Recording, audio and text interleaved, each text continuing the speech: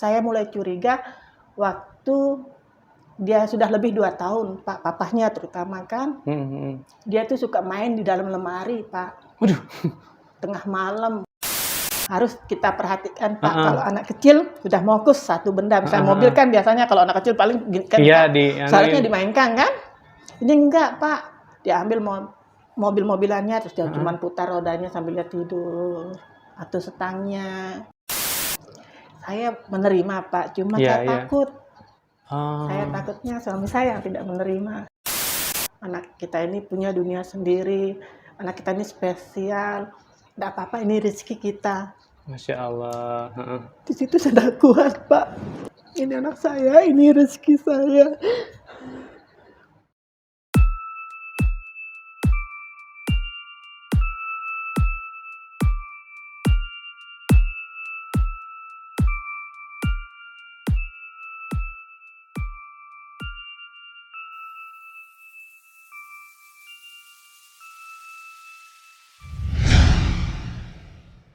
Assalamualaikum warahmatullahi wabarakatuh. Selamat datang lagi di Imaji TV. Dan teman ngobrol kita kali ini salah satu teman ngobrol yang saya sudah tunggu-tunggu banget. Karena ini penting banget untuk kita bahas, teman-teman. Jadi kalian harus nonton video ini sampai selesai dan jangan lupa subscribe. Oke, selamat datang untuk Mama Andi, juga Andi. Selamat datang di Imaji TV.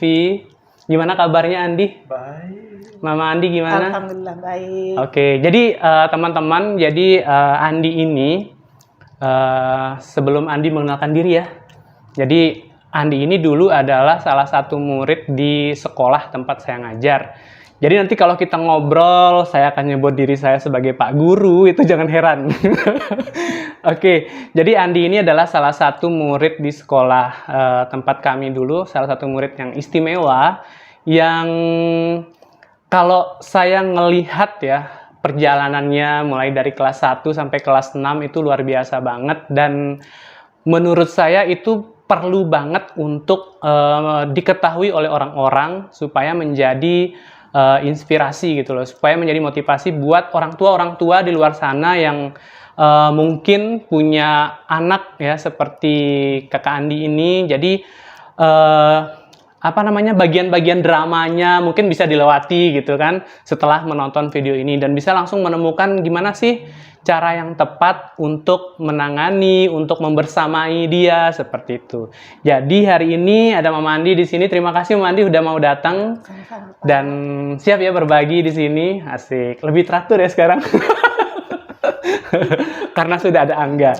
Ya, jadi sebelum kita lanjut ke sana, boleh nggak saya tuh pengen kenal dulu nih supaya teman-teman teman ngobrol kita kenal Mama Andi itu sebenarnya backgroundnya gimana sih, awalnya sebelum ada Andi, setelah ada Andi gitu gimana? Sebelum ada Andi? Iya. Saya tuh dulu kerja. Nah, saya itu kerjanya di pariwisata gitu, Pak. Oh, iya. Pariwisata. Ayahnya Andi juga pariwisata. Oh. Tapi setelah kita nikah, terus saya hamilkan Andi, saya berhenti bekerja, Pak. Berarti bekerjanya pas Andi lahir? Sebelum Andi lahir. Sebelum Andi lahir. Sebelum Andi gitu. Lahir. Karena papahnya Andi kan bekerjanya di kapal, Pak. Di kapal pesiar. Nggih, kapal pesiar. Lama berarti ya keliling dunia, luar biasa. 10 bulan.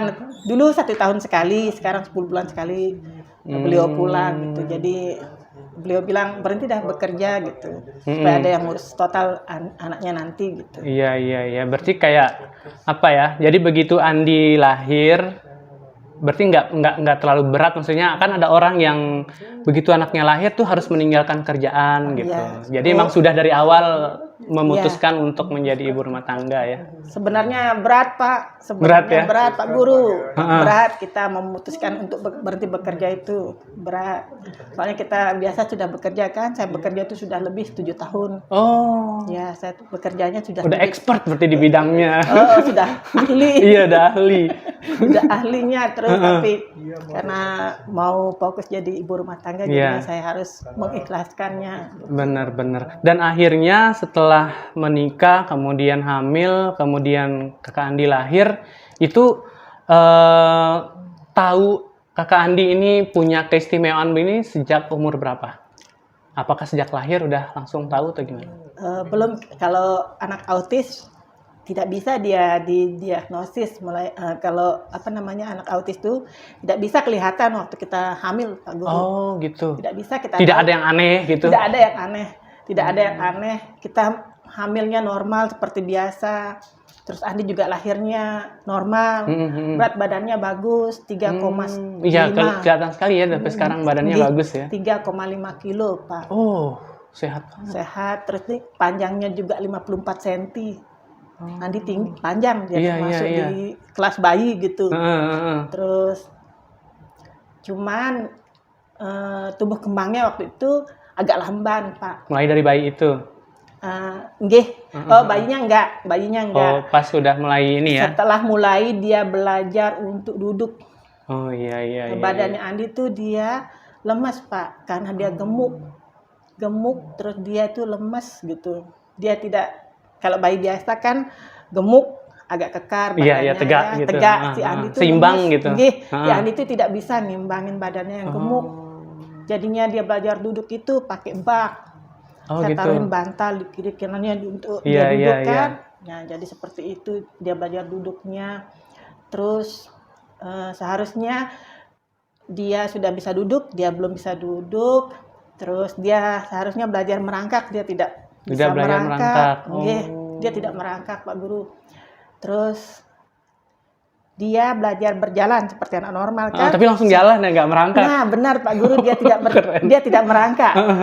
Tapi itu sebenarnya tidak bagus untuk tumbuh kembang, Pak Guru. Oh, gitu. Anak yang seperti itu tidak di fase pertumbuhannya. Oh, jadi fase merangkak ada yang melompat itu harus ada gitu ya? Benar Pak Guru, di tumbuh kembang itu. Berarti kita nggak harus, misalnya anak kita nggak langsung jalan tuh nggak boleh senang dulu. Katanya dokter itu kurang bagus untuk fase pertumbuhan anak. Jadi harus melewati merayap, merangkak. Nah, benar Pak Guru, dia itu saya tahu dia tumbuh kembangnya kurang bagus. Saya bawa dia ke tumbuh kembang masih dia umur 9 bulan. Karena itu fase untuk belajar merangkak, dia belum bisa merangkak. Dia fase 9 bulan itu dia diajar merayap, Pak Guru. Sebenarnya merayap itu untuk anak umur 6 bulan itu sudah bisa merayap. 9 bulan kan anak udah mulai belajar berdiri jalan. Itu dia belum bisa merayap, Pak Guru. Jadi itu tugas saya untuk mengajarkan dia merayap. Nah, di situ udah curiga belum, Bu? Belum, Pak Guru, karena anak mungkin pertumbuhannya aja gitu ya. Itu pertumbuhan motorik kasar lah istilahnya. Motorik kasarnya. Nah, motorik kasarnya kelihatannya kan akhirnya dia bisa merayap. Nah, merangkak ini dia nggak pernah bisa, Pak Guru. Nggak lulus dia. Nggak pernah lulus untuk belajar merangkak. Iya. Loncat kelas. Dia berdiri. Nah, akhirnya dia bisa berdiri kan. Saya berdirikan begini, dia bisa berdiri. Dia mau jatuh, saya pegang. Akhirnya saya taruh di tembok untuk dia belajar berdiri. Akhirnya berdiri lancar sampai berjalan. Akhirnya berdiri dia di tembok sambil nonton TV gitu, betah dia. Terus lama-lama karena dia nggak suka suara iklan atau apa di TV, dia mau matikan TV-nya. Dia mau maju, di situ dia jalan. Itu dia jalan gitu. Di situ dia jalan. 1 tahun setengah. 1 tahun setengah jalannya. Itu harusnya dia belajar bicara kan, mengucapkan kata-kata. Umur 1 tahun lebih ya. 1 tahunnya, 1 tahun setengah lah, 1 tahun mau 2 tahun itu kan dia nggak pernah mengeluarkan kata-kata apapun. Terus kalau kita panggil, misalnya anak kecil kita panggil kan, Andi gitu, nggak pernah dia noleh ke kita, Pak.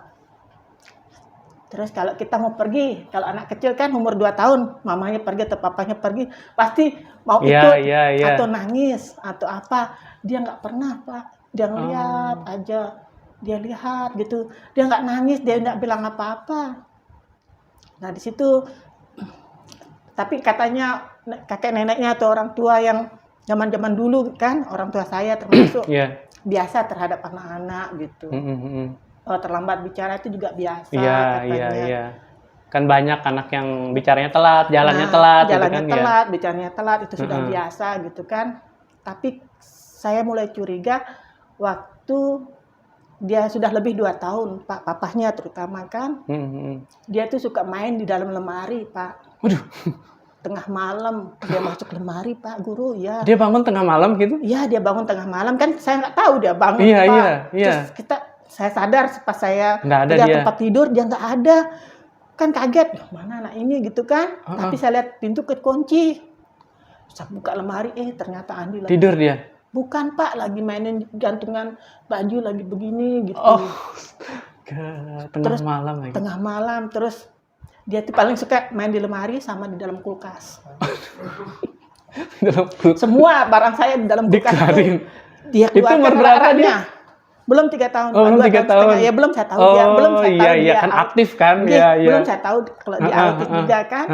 Dia keluarin isi rak-rak kulkas itu, dia banting semuanya. Terus dia masuk. Terus dia masuk di dalam kulkas, dia tutup pintu kulkasnya Pak. Untung nggak kenapa-napa ya, tapi cepat karena ada kita kerjakan kan, karena dia aja saya fokus, jadi cepat saya tahu kalau dia nggak ada. Dia di mana gitu. Di mana dia cepat kita cari gitu, di lemari saya buka, terus ternyata di dalam kulkas. Akhirnya kulkasnya nggak ada raknya. Jadi biarin khusus tempat dia. Kulkasnya nggak pakai rak Pak, takut kita. Tapi kalau yang di pintu itu ada, cuman yang untuk rak yang di sininya itu ya di bawah itu kan, itu sudah nggak ada raknya, saya nggak taruh rak di sana lagi. Terus dalam lemari dia paling suka, sama dia paling suka iklan. Iklan di TV. Dia nggak pernah nonton TV, tapi kalau sudah mulai iklan, misalnya penyiarnya bilang, kita akan melanjutkan setelah acara berikut ini kan. Andi dari mana barangkali Pak, lari. Datang ke depan TV. Datang depan TV nonton dah. Oh. Di mana barangkali dia Pak, kita nggak tahu. Kadang-kadang dia lagi duduk atau dia lagi bengong sendiri kan. Langsung dia lari. Dia tahu akan iklan itu, penyiar itu bilang begitu Pak. Dia nyalakan TV, dia matikan TV. Iya. Belum saya juga gitu, belum saya sadar kalau dia ada yang kurang. Jadi segi misalkan kayak ngelihat wajahnya juga biasa aja dulu biasa aja gitu. Tatapannya biasa aja saya lihat kan. Terus dia paling senang lihat roda mobil. Kalau sudah anak bagus putar itu harus kita curiga Pak. Oh gitu. Tolong dikecilin pinternya. Nah, ya soleh. Nonton aku anak baik jodoh jalan-jalan di pantai. Sudah itu harus kita perhatikan Pak. Kalau anak kecil sudah fokus satu benda, misalnya mobil kan biasanya kalau anak kecil paling kan seharusnya dimainkan kan. Ini enggak Pak, dia ambil mobil-mobilannya terus dia cuma putar rodanya sambil dia tidur atau setangnya. Satu aja fokusnya gitu ya? Iya, roda itu aja. Rodanya saja sudah Pak, bukan dimainkan seperti dijalankan bukan. Rodanya. Enggak satu mobil tapi satu elemennya gitu. Rodanya aja. Terus dia suka muter-muter Pak. Muter-muter kayak gangsing itu. Itu dia. Lama suka. Gitu muter-muter. Muter dah, kalau dia lagi apa dia muter sudah. Kayak gangsing. Nah, akhirnya tetangga-tetangga lihat saya kan. Terus dia bilang, gimana mamanya Andi? Dimasukin aja Andi ke playgroup. Iya. Mungkin dia nggak ada temannya kecil. Dan memang ada temannya kecil Pak Guru kan. Biar dia kan paling besar gitu, ya. Dia paling besar, nggak ada temannya main gitu kan. Tetangga sana juga nggak ada anak kecil. Terus akhirnya saya masukin di playgroup. Nah, di playgroup itu saya masukkan dia 2 minggu lebih. Tapi itu dia nggak pernah main sama temennya, nggak pernah dia bersosialisasi yang seperti yang kita inginkan kan. Paling enggak kan ada dia cubit anaknya orang atau tantrum juga enggak dia? Nggak pernah tantrum dia. Dia nggak pernah tantrum. Nggak pernah ya? Jarang dia tantrum Pak. Dia paling suka mainan di TK itu yang mainannya muter itu loh Pak. Iya yang naik muter. Yang ada gitunya itu dia paling suka main di sana. Kan sudah tahu karena dia suka roda kan, dia suka lingkaran. Akhirnya kepala sekolah di tempatnya Andi playgroup, dia lihat Andi kan, terus dia kasih tahu saya, namanya Andi ada yang berbeda sama Andi gitu-gitu. Seperti itulah dia bilang kan. Terus kaget saya Pak, maksudnya Bu Guru apa, tak gitu kan. Seperti ini seharusnya Andi itu di tumbuh kembang umur segini, standar anak-anak harusnya perilakunya seperti ini gitu. Terus untuk memastikannya, Mama Andi saya sarankan ke psikolog, katanya psikolog anak gitu kan. Sekolah, terus dia kasih saya rujukan nama psikolognya Pak. Akhirnya saya pergi ke sekolah itu gitu. Di sekolah itu saya ditanya, kayak di list gitu. Iya, ada anunya. Ada listnya Kayak kuesioner gitu. Nah, terus ditanya dah macam ditanya. Terus saya banyak jawabnya iya, banyak iyanya. Terus ciri-cirinya itu gitu ya? Saya kan nggak tahu, Pak. Iya. Akan seperti itu. Iya, kayaknya gitu jujur-jujur aja kan. Jujur-jujur aja kan kita tanya. Gitu. Seperti dia bilang, kalau dia lihat mainan apa yang paling dia suka gitu kan. Saya bilang aja mobil-mobilan. Memang Andi paling suka kan mobil-mobilan. Yeah. Mobil-mobilan. Nah, kalau dia pegang mobil-mobilan ini, kalau ibu perhatikan, bagaimana dia, seperti apa dia lihat mobil. Dia paling senang rodanya. Saya bilang gitu. Dia suka main ke rodanya. Saya bilang gitu kan. Langsung conteng kan. Terus apa kelakuannya yang paling sering dia lakukan? Dia suka nonton TV tapi iklan saja. Iklannya aja. Conteng. Gitu. Mungkin kita nggak tahu kan. Akhirnya terus dia bilang apa lagi? Dia suka melakukan apa kegiatan paling dia senang. Dia paling senang memutar-mutar badan. Terus dia conteng mungkin ya. Saya kan lihat dia conteng-conteng gini. Terus akhirnya sudah lama dia bilang, ibu, putra ibu penyandang autisme. Terus kaget saya, Pak. Iya. Saat itu tahun 2006 itu autis 2000 berapa jadinya ya? 2005, Pak, belum 2006. Andi lahir tahun berapa nih? Andi lahir 2003. 2003. Terus 2 tahun setengah ya 2 tahun setengah itu saya tahu. 2 tahun setengah itu 2 tahun setengah dia masuk playgroup. Nah, hampir 2 tahun setengah lebih lah. Di situ saya tahu dia autis dari sekolah itu gitu. Nah, terus saya bilang, saya tanya, terus Bu, bagaimana saya menghadapi anak saya ini sekarang? Saya bilang gitu kan. Anak ibu membutuhkan terapi katanya. Terapinya macam dia sebut terapi bicara, terapi banyak, Pak. Saya kurang tahu dulu kan. Akhirnya ikut semua terus itu. Akhirnya saya tanya, di Lombok ini di mana yang ada kan? Iya. Kan nggak ada, saya nggak tahu, Pak. Iya, baru sekali kan? Baru kan? Masih ternyata, kaget juga. Iya, ternyata ada, Pak, di sini. Waktu itu baru-baru juga muncul. Terus, ada Bu, di sini tempatnya, dia sebutkan kan. Oke, sebelum itu Andi, waktu tahu Andi didiagnosa begitu sama psikolog itu, ada sempat perasaan kayak menolak nggak? Kayak misalnya, nggak mungkin gitu. Oh iya, pasti, Pak. Itu sudah pasti. Pertama kali saya nonton TV, Pak, dulu. Dulu saya nonton TV itu acaranya Nirina Zubir, bukan Farhan, Pak. Oh, Farhan. Iya, Farhan punya ya. Iya, Farhan. Waktu itu yang jadi tamunya Farhan, Pak. Dia diundang sama siapa ya? Waktu itu lupa saya. Pak Farhan kan punya anak autis. Iya. Dia ceritakan anaknya autis gitu, ciri-cirinya. Terus sambil saya belai lah kepalanya kakak Andi. Pas sudah dikasih itu sama psikolog itu? Belum. Sebelum itu? Iya, belum, Pak. Terus saya belai, terus dia sebut ciri-cirinya. Kok mirip Pak Andi gitu, kok mirip kayak anak saya gitu kan. Sambil saya belai, nggak mungkin lah kakak autis gitu kan. Kok serem sekali gitu, terapinya gini kan.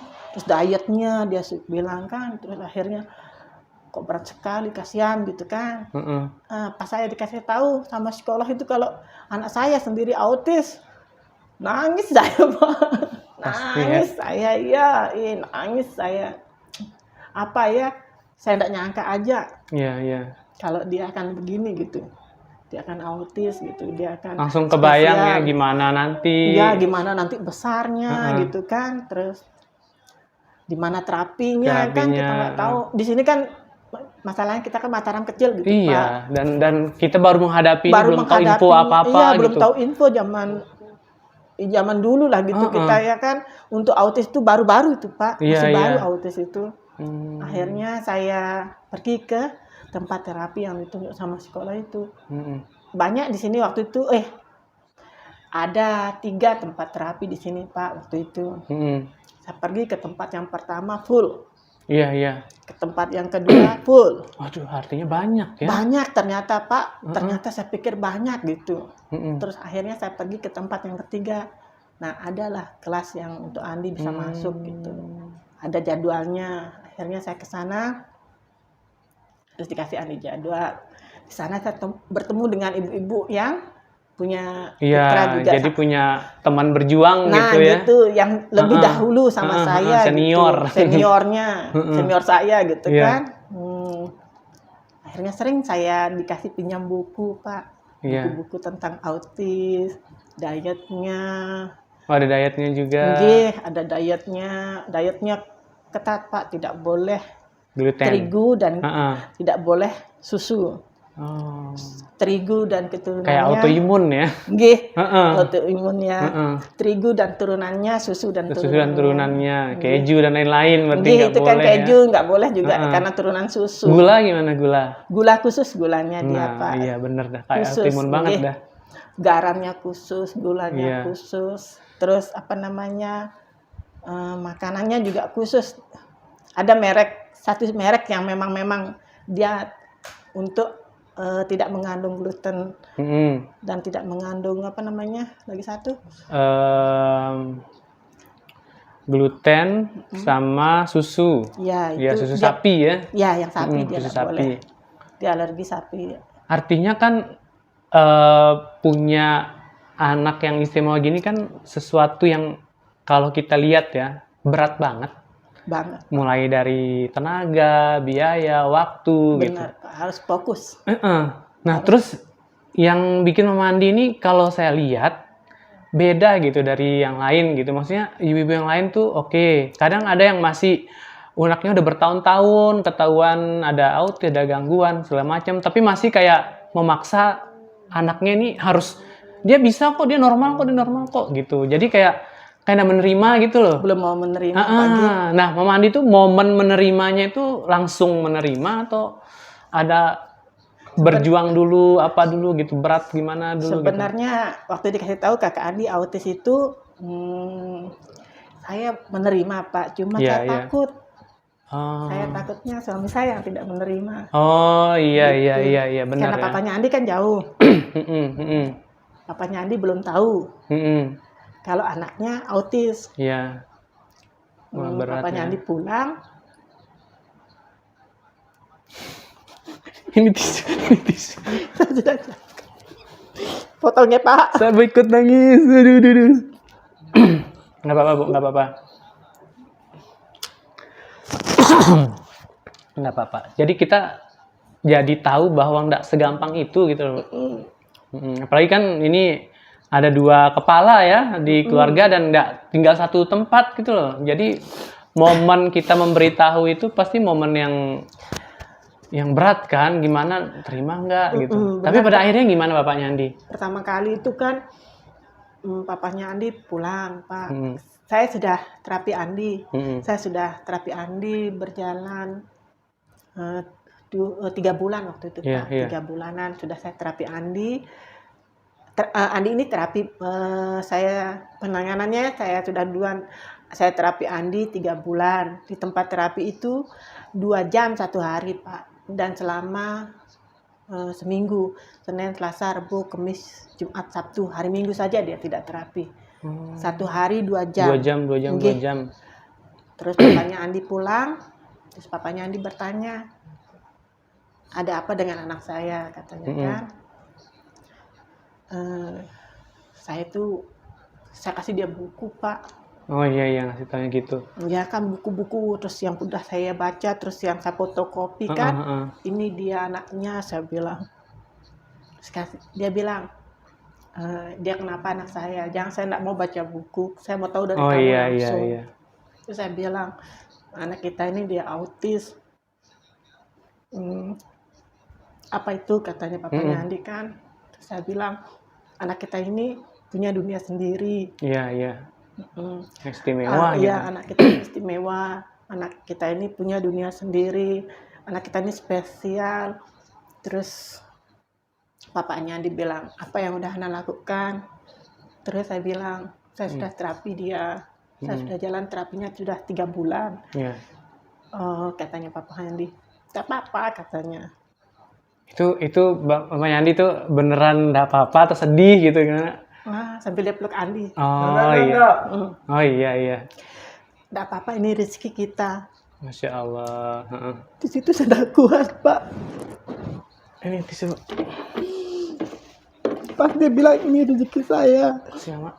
Nak ampun. Ini anak saya, ini rezeki saya. Tapi Saya sejauh akan ini saya- Andi benar-benar ini ya, orang kan menganggap ya kebanyakan malah tuh beban gitu. Tapi kalau saya lihat tuh Mama Andi tuh kayak Andi tuh Saya menikmatinya, iya Pak. kayak menikmati sekali gitu. Maksudnya Karena apa benar-benar ya? Papanya Andi bilang, waktu dia pertama kali tahu anaknya autis, ini rezeki saya, ini anugerah saya mau kamu jaga dia baik-baik, jangan kamu sia-siakan, katanya. Iya. Masya Allah. Ini akan bawa kita ke surga nanti, katanya. Ya Allah, saya nangis, Pak. Saya peluknya sampai saya nangis. Ya Allah, kalau saya ingat. Malam itu kalau saya ingat, ya Allah, saya bilang, keberuntungnya saya punya suami kayak Sida, saya bilang. Nggak ada orang seperti saya bilang. Ya langsung suaminya bisa nerima kenyataannya. Iya betul itu. Ada tisu sini. Sampai saya bilang, sampai dia yang kuatin saya. Iya. Takut nyerah mungkin gitu ya. Saya percaya sama kamu, katanya.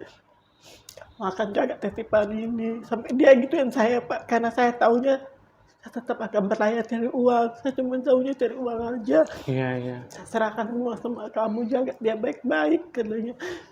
Saya nangis, Pak. Karena saya Nggak nyangka juga. Nggak nyangka. Segitunya. Iya.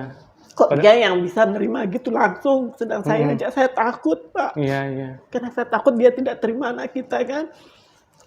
Saya bilang, ini anak kita, ini karunia kita. Rezeki ya. Segala apa yang ada di langit dan apa yang ada di bumi. Dan jika kamu melahirkan apa yang ada di dalam hatimu Sampai atau dia kamu bilang, ini anak saya. Al-Quran Ini surat titipan Allah Al-Baqarah kepada kita, ayat katanya, ini karunia yang paling indah. Ini anak surga, dia bilang gitu. Betul. Kamu harus jaga dia baik-baik. Ya Allah, saya bilang, ya Allah, kakak, saya bilang, saya paling takut kalau si dia nak terima anak kita. Tuh. Bagaimana mungkin saya tidak terima karena ini anak saya, katanya gitu. Allah. Ya Allah, kalau saya ingat, dia terus kasih saya support, Pak. Terus dia bilang gini, akhirnya saya bilang, sampai saya nangis diajak, Pak, malam itu kan.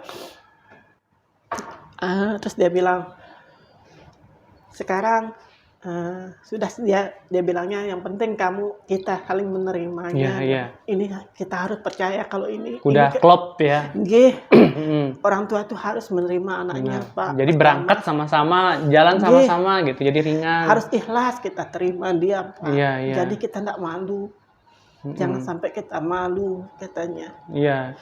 Karena memang beberapa yang saya temui kan sekolah kita kan menerima menerima siswa ABK gitu. Anak yang berkebutuhan khusus, dan beberapa orang tua itu ada yang sering ada yang pas ke murid saya gitu, terus dia tuh kayak marah, Pak Guru ini nakal sekali, nggak mau belajar, nggak bisa. Saya tuh langsung keinget mamanya Andi tuh langsung bilang nggak apa-apa, dia bisa interaksi sama temannya, dia bisa nggak tantrum kan, nggak tantrum lagi tuh udah alhamdulillah. Saya bilang, jangan dituntut, sebenarnya itu terima aja gitu. Jadi banyak orang tua yang seperti itu gitu, yang tidak menerima itu. Benar, Pak. Seperti yang pertama itu penerimaan orang tua. Penerimaan diri itu, ya. Penerimaan kita kan ini titipan. Kalau kita sadar itu kita akan melakukan hal yang paling baik, yang terbaik buat dia gitu. Iya. Jadinya fokus gitu ke dia. Fokus kita. Gitu. Akhirnya dia bilang sama saya, setelah kamu terapi apa kelanjutannya, katanya gitu kan.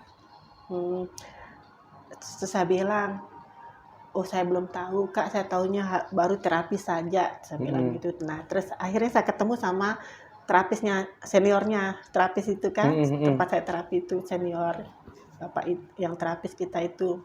Terus bapak yang terapis kita ini, dulu dia pegang anak dokter, Pak, di Surabaya. Dia yang terapi anak Pak dokter ini sampai besar. Sudah bisa baca, nulis, dia cerita. Iya. Selain ini, dia tanya saya, selain ini terapi, Ibu harus diet, katanya. Putranya harus diet. terus harus ke dokter juga katanya gitu kan. Oh gitu ya Pak, saya bilang ya. Nah ibu saya temuin sama ibu-ibu yang lain Ibu yang kan, lain, ya saya ajak bapaknya Ani juga gitu kan. Nah, terus yang sudah punya anak lebih maju gitu, sudah bisa bicara, sudah jadi bisa kita mandiri. adalah titik terang, ada harapan gitu ya. Ada harapan kita. Oh bisa Pak. nanti anak saya begini gitu. Saya ke rumahnya ibu itu, terus saya lihat anaknya kan ke kamar mandi dia sendiri, terus dia belajar, saya lihat lagi belajar membaca kan. Terus bapaknya dia bilang, oh, terus akhirnya ibu itu bilang, Bu, dia bilang mamanya Andi, kalau mau cepat Andi bisa, ini kan ada namanya golden masa pertumbuhan emas. Iya. Pernah dengar golden age? Ya, apa emas Kak? Gold ya. Terus pintar di situ harus anak itu dimasukkan semuanya yang dia butuhkan. Iya. Gitu. Iya benar. Kalau hanya terapi 2 jam saja 1 hari itu tidak cukup. Tidak cukup, betul. Terus saya bilang, Dong Mbak, saya bilang berapa jam dia harus butuhkan dalam 1 hari, saya bilang kan, biar dia bisa kayak Ridho namanya. Sesuai harapan. Nggih, Ridho namanya Pak. Putranya ibu ini, namanya Ridho, saya panggil kan. Berapa jam dia harus terapi, mamanya Ridho? 6 jam 1 hari Pak. Bisa bayangin. Sementara terapinya cuma bisa 2 jam gitu terapisnya. Iya, 3 jam pagi, 3 jam sore. Jadi dia bilang, jadi kalau mau fokus putranya cepat, Andi bisa berubah gitu kan.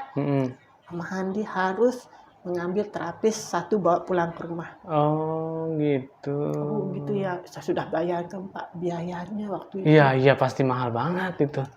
Sudah saya bilang saya lemas, papanya bilang, tenang katanya. Tenang, Masya Allah. Luar biasa bapaknya Andi ya. Luar biasa terus. Akhirnya dia bilang, ini juga Mama Andi penting. Andi harus cek lab. Oh itu apa lagi Mbak? Saya bilang gitu kan.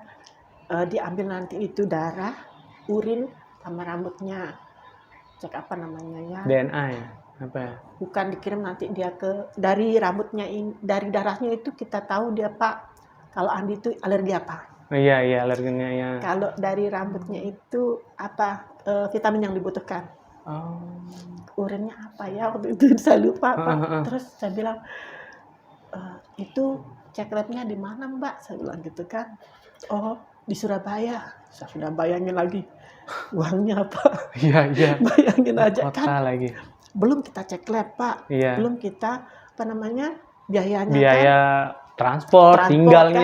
Kan? Terus dia bilang dulu belum ada ya di sini ya. Belum ada Pak. Ya, sampai sekarang sudah deh ya. Sampai sekarang kayaknya cek yang gitu belum ada di Lombok Pak. Belum ada. Khusus itu belum ada. Terus dia bilang gini, berapa biayanya untuk cek lab aja Pak? Saya bilang untuk cek lab aja ini. Kemarin Ridho ngabiskan itu kalau nggak salah totalnya 10 juta. Masya Allah Pak, 10 juta cek tahun 2000 aja. Berapa itu ya? 2006 lah ya. Papanya dia bilang, tenang Masya Allah. Ya Allah, saya sudah biasa. begini kan. Terus saya sudah bayangin dah biayanya kan udah tuh. Tapi kita nggak bisa langsung ke dokter itu, dia kasih tahu gitu kan. Kita harus daftar dulu Mama Andi, nanti kita dikasih jadwal gitu kalau memang mau konsultasi ke dokternya.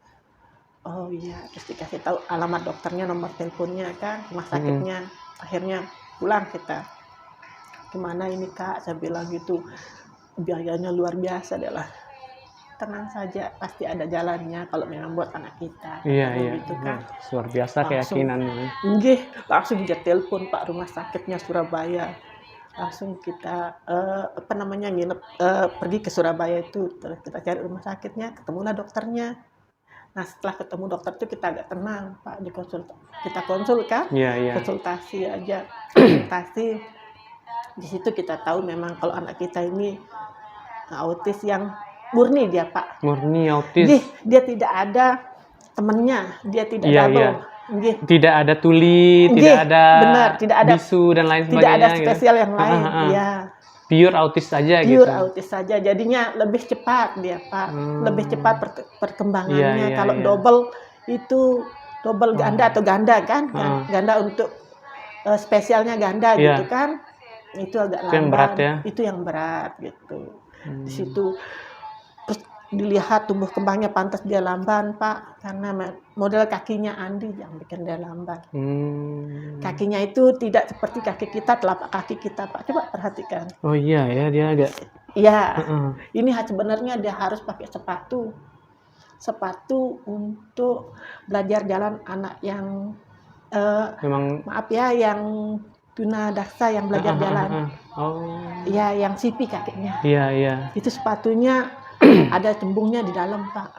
Itu sepatu dia kelihatannya aja datar, tapi di dalam itu dia ada besi yang menonjol ke dalam, Pak. Jadi dibentuk biar normal gitu. Terus dia diikat sampai sini, Pak. Jadi berarti nggak nyaman awal-awal berarti itu. Nah, itu saya sudah bayangin, Pak. Itu maksudnya di Solo disuruh kita. Ada di sekolah SLB di Solo dia itu ngukurnya kan. Saya bilang, oh iya Bu dokter, saya bilang kan. Terus dilihat lagi, mau cek lab enggak? Ditawarin begitu kan. Oh ya sekalian Bu dokter, oh ya sekalian diambil sampelnya kan, pulang kita. Berarti semuanya Andi ikutin ya prosedur-prosedur yang dikasih tahu sama Bu dokter, ininya, kecuali Pak kaki. Itu yang enggak ya? Itu saja yang enggak, dan mungkin karena saya bilang kan kakak Andi sudah bisa jalan, Kak. Saya bilang gitu kan. Padahal tuh papanya Andi tuh mau, Pak. Mau langsung ke Solo, mau pesen sepatu itu. Saya bilang, ini Andi masih kecil, Kakak. Kakinya cepat sekali besar. Terus kalau Kakak di sini kebetulan kan ada teman saya pergi ke sana. Lah kalau Kakak ke kapal terus berangkat kerja lagi, kan nggak ada teman saya bilang kan. Terus, kalau maunya kamu bagaimana, katanya, dia tanya saya. Nggak usah dah, sepatunya dulu lewatin aja, saya bilang. Kakak Andi toh jalannya bagus gitu kan. Ternyata sekarang saya bilang, andai kata saya dulu dia masih kecil, Pak. Nggak terlalu begini dia, Pak, kakinya. Nggak dia parah kelihatan. Tapi kan orang nggak ini juga kan. Orang kan nggak perhatikan, Pak. Tapi kita susah di sepatu. Oh gitu.